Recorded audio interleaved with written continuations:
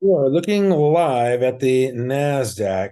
This is a daily chart, and very interesting. What happened today is a gap lower at the open and made a new low there of 12,848, which undercut the low from September 27th of 12,963, which undercut the low of 13,161 made on August 18th. So you can see that we're having, during this correction here,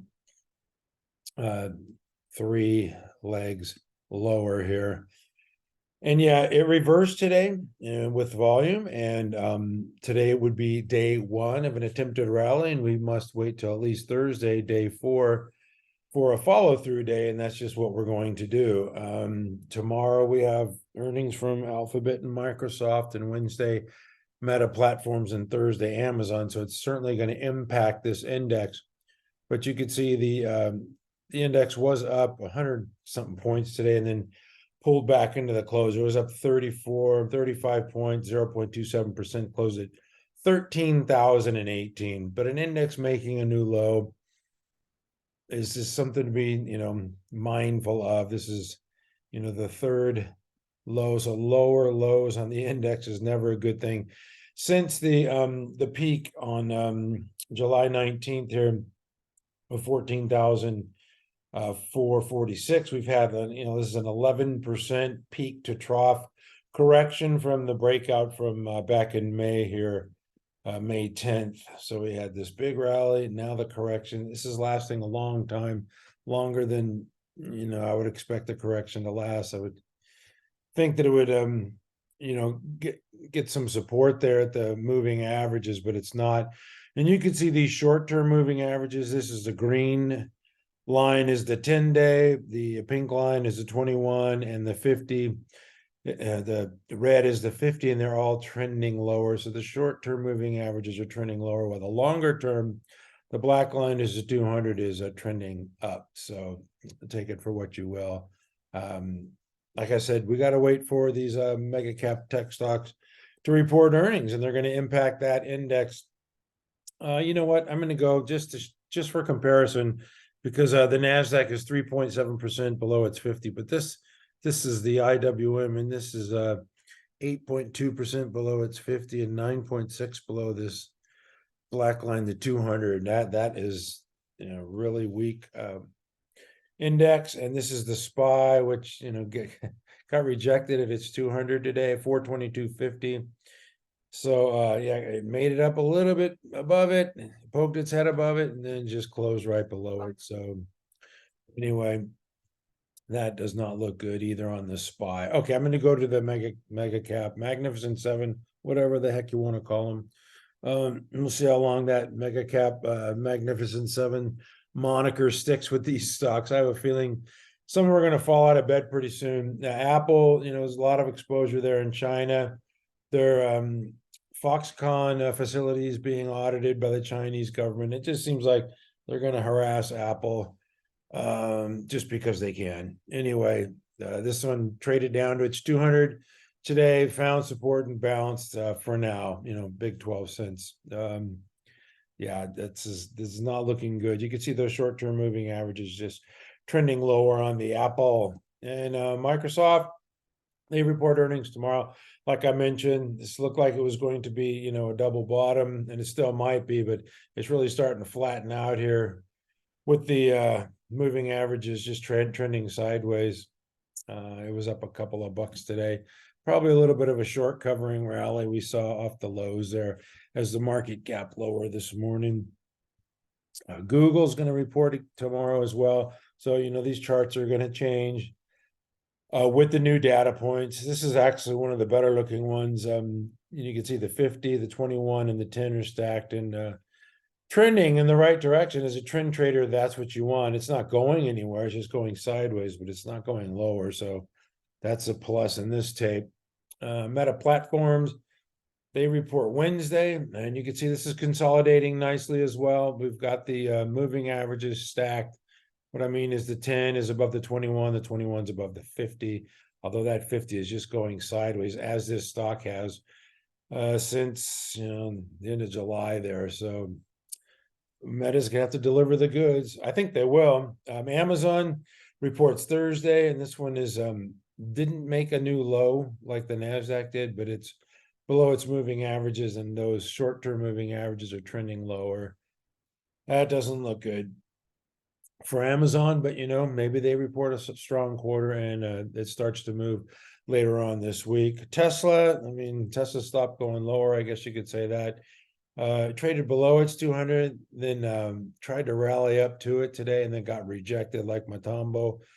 And it's 14.7% below this 50. The short-term moving average is trending lower, and they have a lot of exposure in China as well. And with the relationship between US and China, I wouldn't want to own stocks that have a lot of exposure to China, and Tesla certainly does.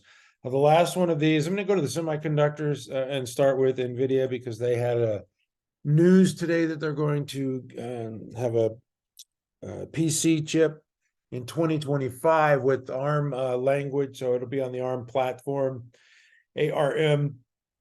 And that kind of helped the stock a little bit today, I guess, but they're not going to have chips until 2025, which is a long ways away. But they are entering the PC market, which a couple of companies have told us that industry and the semiconductor industry both have reached a trough and a bottoming, and should look better in 2024. We're going to have to wait and see on that.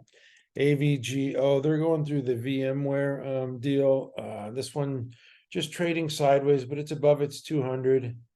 It was up almost $9 to its 1% with an $862 stock. So anyway, AVGO just treading water.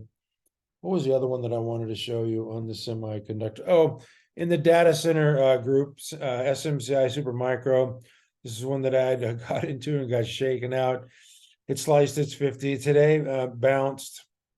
I believe it was below its 100 or 65. I forget. It doesn't matter. It traded down with the Nasdaq and then reversed higher, but still, to me, this looks pretty bad below the 50. They report earnings next on November 1. What's that? Next Wednesday, and then VRT, they report earnings this Wednesday. And we'll just have to wait and see what they say. This one tried to recapture its 50. Looks better than SMCI, but it's still below the 50. The short-term moving average is starting to trend lower.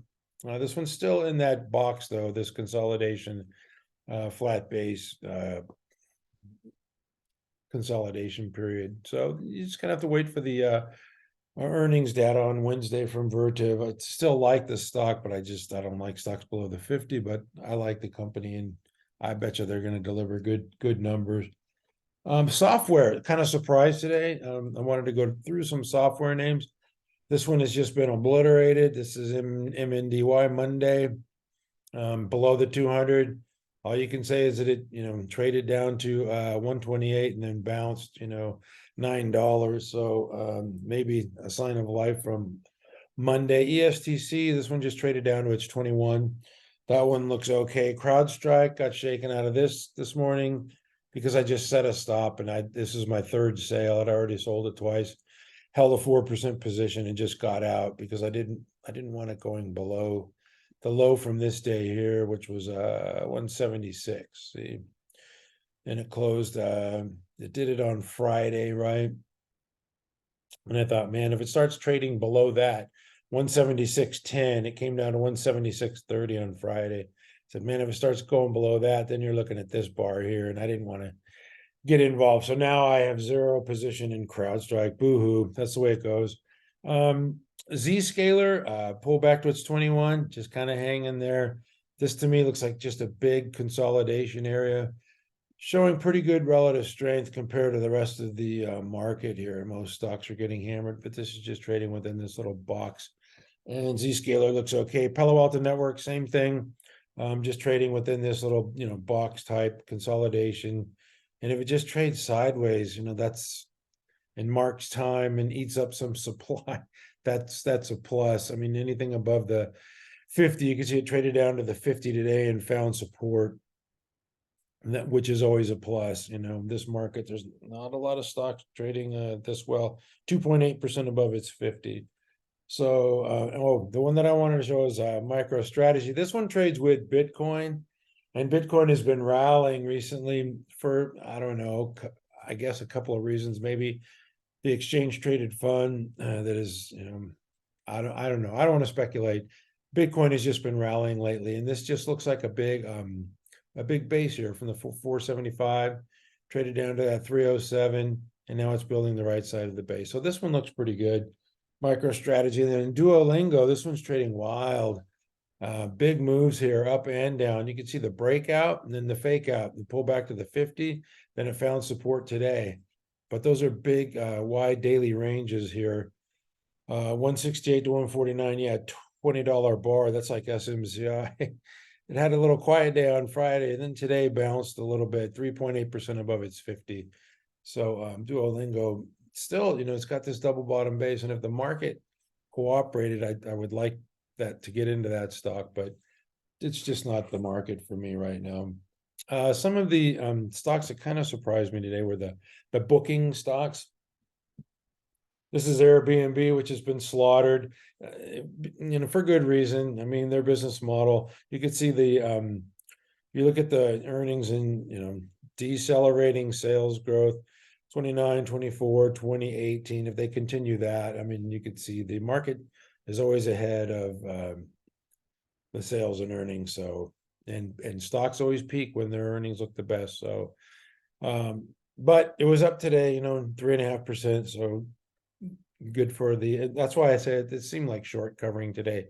Who's ever been short this stock since 154 is in the chips, right? Or even 151 here from September 12th, so this has been a good short trade, takes them off the table today as the bond yields went down. So that makes sense to me. Booking, another stock, traded down to its 200 and found support. Still, this stock is in limbo. There's no way I would touch this thing. It's had a great year, but an MMYT, Make My Trip. This is an India-based provider of online travel services. Had a big breakout or run up, and like I said, the breakouts are not working right now. They're just being sold. I mean, they'll work for a little while, but then, profits are taken and they pull back to moving averages. So it's been pretty tough in that respect. Let me take a look around here. Some of these ANF, okay, that breakout's working. Is holding, I should say. It's not working, it's holding. CLS, yeah, see, they just start selling these things. This one, it held its 21 today, though. So anyway, I'm not going to get into that. That's it for me today. I mean, later on this week is going to be more impactful with the earnings from Microsoft, Google, Meta Platforms, and Amazon. Those are going to move the markets. And I do have one more thing, though, in honor of the great Steve Jobs. This afternoon, we got an earnings report from Cadence Designs, and they were okay. I mean, they were ahead of expectations, but there was very tepid guidance. Margins are coming in a little bit, and so it's selling off 4.5%. We'll see what happens tomorrow. They did raise full year guidance, but they came in line or slightly below the next quarter's guidance. So I think that's what's impacting this stock in after hours. Cleveland Cliffs reported, they beat on all metrics, and this stock is going nowhere after hours. I don't put a whole lot of credence into after hours movement because, you got to wait till the institutions tomorrow. And this is CALX, and that was a networking company. They reported pretty decent quarter, and it's down 4% as well. So I think stocks are really going to have to have really powerful earnings reports, beat and raise quarters to get rewarded right now. Anyway, that's it for me today. I'm going to go through some watch list stuff tonight because it's been really there's really slim pickings on quality stocks that are set up in bases. I could go to a couple of them here since I'm Vertex. This is one that I like. This is on our ready list. Pull back to the 21, found support. Eli Lilly, another one. I mean, these are just really strong stocks that this one's closed slightly below its 21. Still, Lilly, they report next week. And then NVO, this one closed above its 21. Yeah, 1% above the 21. And light volume today, but they report next week as well. But it's just really tough finding quality stocks above the moving averages that are set up in bases, that have, not just ramped higher or sold off like crazy. Most stocks have sold off like crazy. Bentley Systems, this one is pulled back to its 50. Is set up in a base, but the market is just not cooperating. Anyway, that's it for me today. Like I said, I'll be back tomorrow, hopefully with some better news from Amazon and Alphabet tomorrow. Anyway, at mcstockcharts.com. We never give up. Thank you for watching.